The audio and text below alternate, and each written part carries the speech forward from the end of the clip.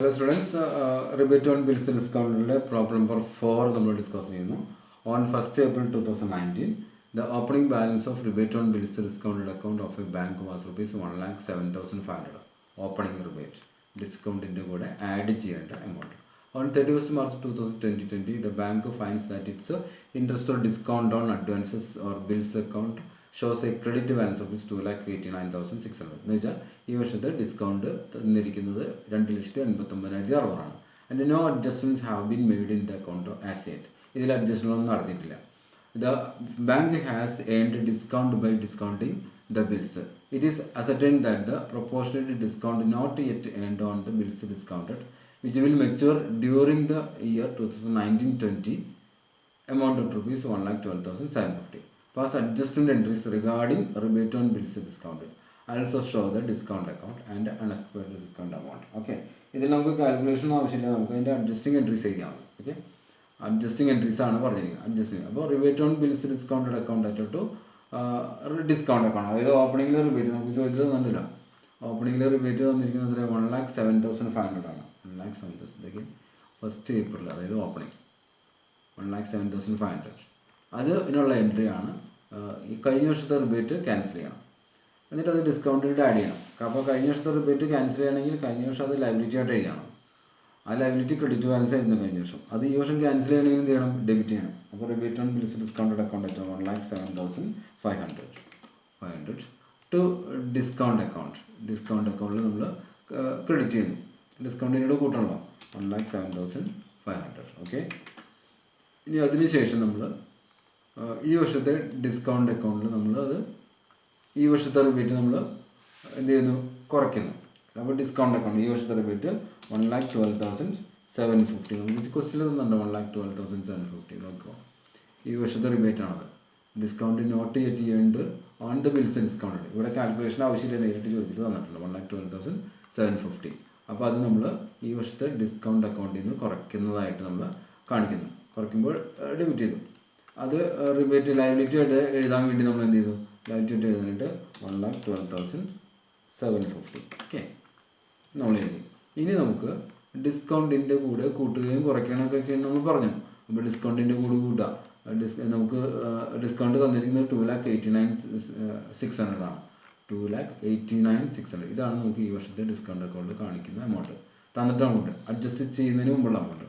അപ്പോൾ 2,89,600 plus 1,07,500 ഓപ്പണിംഗിലെ rebate minus 1,12,750 ക്ലോസിംഗിലെ rebate.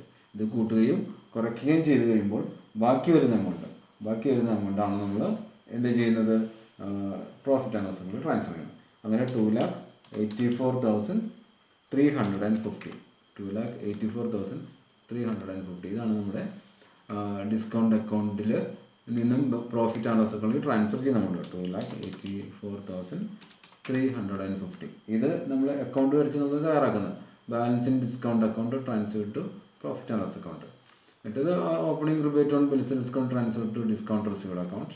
ഇതാണ് ഈ provision created for current year rebate on bills. എല്ലാത്തിൻ്റെയും നരേഷൻ സെയിം ആണ്, എൻട്രി സെയിം ആണല്ലോ, എമൗണ്ടുകളിലേ മാറുന്നുള്ളൂ.